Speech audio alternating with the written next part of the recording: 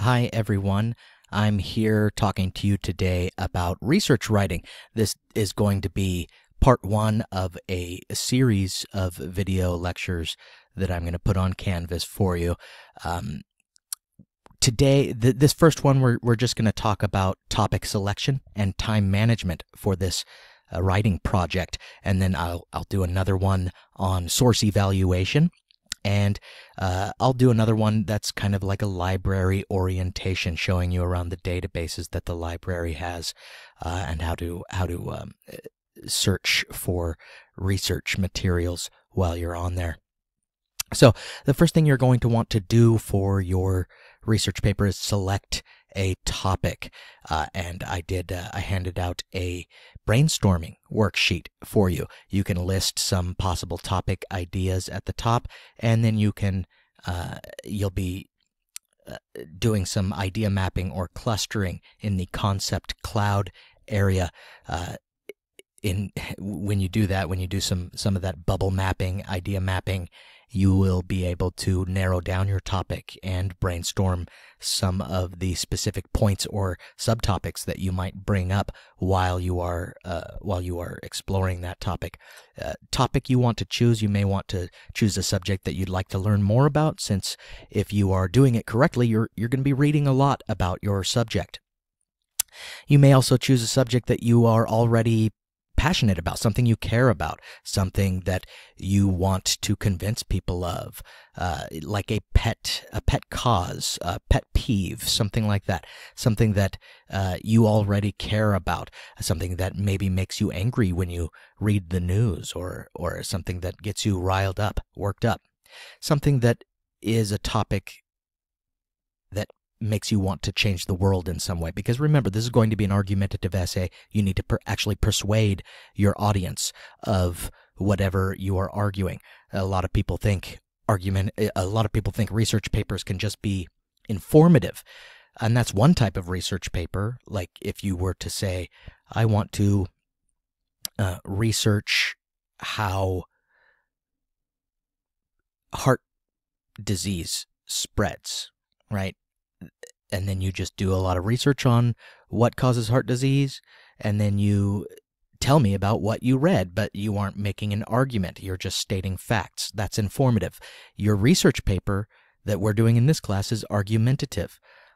Maybe you could write about heart disease, but your argument maybe has to do with trying to convince people that heart disease is maybe a claim of proposition, where a claim of policy, something needs to be done, something specific that you're proposing should be done to stop heart disease, or a cause and effect argument where you are arguing something is a major cause of heart disease that's little recognized. That would be the difference between an informative or expository essay and an argumentative essay. You want to make sure you have an argument when you choose a topic. So I'm going to be taking the time to approve any topic that you choose in your research paper. I want to make sure you're not heading down the wrong track, choosing a topic and not having a strong argument, or maybe it's a topic that doesn't lend itself to a strong argument.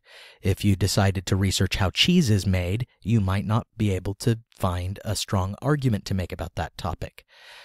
Other topics lend themselves to robust or strong argumentation. Now, one thing you're going to be wanting to do while you choose a topic is exploratory reading. As the research guidelines I published show, you must have at least 3 high-quality sources in this essay. That means you actually use them, you draw material from them as support. Now, if you choose to just Google for a topic, or for a source, or for support material, that's fine. You can use sources that you found online, but you are going to have to evaluate them and make sure that they are high quality sources. That can count against you in your final draft if you're using a low quality source. But at least 2 of your sources in your paper have to be accessed through the library databases, and at least 1 of them needs to be a peer-reviewed, scholarly, academic source. So I'll talk in another video lecture about what that means, and there will be some other videos on what that means.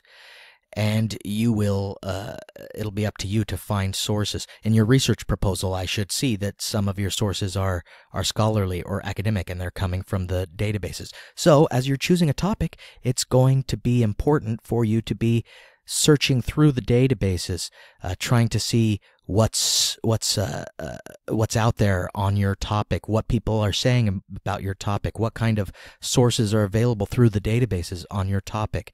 Now, sometimes students freak out because they feel like they can't find much material about their specific source. And there's another video that I've linked with this video chat or with this video lecture that's about picking a topic is research, is what it's called. You should watch that video. It talks about how a student might choose a specific topic. In the video, the example is a certain reality TV show. They want to write and make an argument about this one reality TV show they like, but they found, there's no scholarly peer-reviewed source material on that topic. Well, yeah, that's a very specific, narrow topic, and there may not have been a lot of academic writing about it. That doesn't mean you can't write about that topic. Sometimes it means you need to broaden it out. In the video, they give an example of finding, searching instead for reality TV in general, but then that was too broad of a topic, and she ends up finding too much material. And so she ends up having to find a nice medium in between. Instead of the one specific show she wants to write about or reality TV in general, she ends up talking about a certain type of reality TV show, and she finds source material that covers that. Doing research is part of the topic selection process. You want to be searching through the databases to find what sources are available and what you can talk about. But you should also, as you're doing preliminary research, you should be aware as you do exploratory reading that you may not find the perfect source. This is another video that I will link with this video lecture. I have a link here, but it's not going to work in my video lecture. So I encourage you to pause when I'm referring to other videos. You can pause and watch those videos and then come back. You don't need to find the perfect source. In fact, sometimes it's not a good idea to just go searching for a source that says exactly what you want to say, because then you end up relying too much on that source. What you end up doing in a synthesis essay, a research paper that's synthesizing your argument from multiple sources, is you may have one source that is relevant to one part of your argument or one part of your topic. You find another source that's relevant to another part of your topic. So, for example, in the previous video that I linked, she was talking about reality TV shows that have to do with weddings. She may not find academic papers that are talking specifically about that, but say she finds an academic paper that's talking about how marriage is treated in the media or changing ideas of marriage through the years. That might be relevant to her topic since she's talking about how marriage gets depicted in reality shows. She might find source material in there. So, exploratory reading, exploratory research, this is important when you're choosing a topic to figure out if it's arguable, if you're going to have support, if it's supportable. And it also is going to help you figure out what your thesis is, because you'll start to see the kind of support you have, what other people say about this topic. That's all going to be very important. So you'll be searching for specific sources. You'll be searching for specific quotes even that you might end up using when you start to draft your paper. This may help you focus on a particular aspect of your paper. It may help you fill out that concept cloud part of the brainstorming worksheet that I gave you. And you should try to come up with a research question to keep in mind, that guiding question. It's a general question that you will end up answering in your paper. Your thesis might grow out of what your research question is. It shouldn't be just a yes or no question. It shouldn't have a simple answer. It should be something that causes you to look for support on both sides. So, for example, instead of saying, does reality TV debase marriage, well, that's a yes or no question. May only lead you to search for sources supporting one argument or one side of that topic. But if you had a general question like, how has mass media affected the institution of marriage in modern day, that's a general question, and it might lead to a strong thesis statement about what the ways in which you think media has affected marriage. So again, I'm just going from that example from the video that I'll be linking.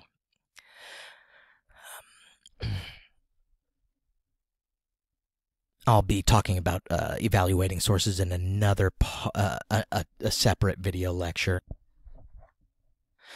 For now, you should be aware that after your brainstorming, you are working up to your research proposal. Your research proposal is going to require you to write me a short paragraph about your topic and then write your thesis statement. That would be a preliminary thesis. This is the argument you think you might make. If you end up making a different argument in your rough draft or your final draft, that's fine.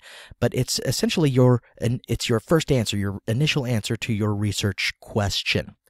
And this might change as your research goes on. So again, this is just preliminary. It's just a working thesis statement. And that's going to be part of your research proposal. So as you start to find sources in your exploratory reading and settle on a topic, then you start to develop an opinion. And then that is going to be your working thesis statement. It should be a debatable claim that you hope to prove through your research. And that way you know you're making an argumentative essay. What you need to be doing on the other side of that brainstorming worksheet is a planning, a project schedule. This is a bigger project. It's the biggest and most weighty assignment in this class. A good idea when you are working on a project schedule is you can work backward from the due date. So plan on spending half of your time pre-writing. That's like the brainstorming, topic selection, things like that. But also other elements of pre-writing include research, right? Reading, taking notes, outlining your paper before you write your rough draft. And then plan to spend the other half of your time actually writing the rough draft and then revising and editing. So things you're going to be doing, finding sources, evaluating sources. That's deciding whether or not they're high quality, but also deciding about whether or not you can use them to make your argument. Reading your sources. You actually have to devote some time to read the articles that you think you're going to be using. And maybe sometimes you think you'll use an article, you don't end up using it. That's part of the research process. And you end up having to go back and look for more articles or a specific source. That's part of the research process. Research happens at the beginning when you're brainstorming. It happens as you're planning. Sometimes you need to go back and do more research even while you're writing your rough draft. Right? And you'll be taking notes as you go along so that you make sure you remember where you're getting certain material and you make sure that you're avoiding plagiarism. Then you're going to be spending time writing a rough draft, revising that rough draft, editing and proofreading before you have a final draft. Now, a good project schedule might look something like this. You know that your final draft is due on a certain day, so you work backwards. I'm going to spend time finalizing my MLA citations. That's the last thing I'm going to do. But before that, I should be spending time editing and revising. Maybe I make an appointment at the writing center to have a tutor look at it. Right? After I've revised my paper, maybe I'll be spending time in the library and then, searching for another source before I revise and edit more. I know I want to have my draft finished on this day. The calendar I gave you guys, it has a due date for the rough draft. So you need it then. You might be trying to not work on certain holidays. You can put those in your calendar. Now, this is just an example. It doesn't match the calendar that I gave you. You're going to have to fill out the calendar that I gave you. What days are you going to be spending actually writing your draft? What days are you going to spend in the library or reading through sources on the databases and evaluating those sources? What days are you going to be spending writing your outline? By what day do you want to have your topic chosen and do preliminary research? Well, when your research proposal is due, so it has to be before then. This is the assignment that you guys should be working on now. So keep an eye out for the next video lecture in which I'll be talking about source evaluation.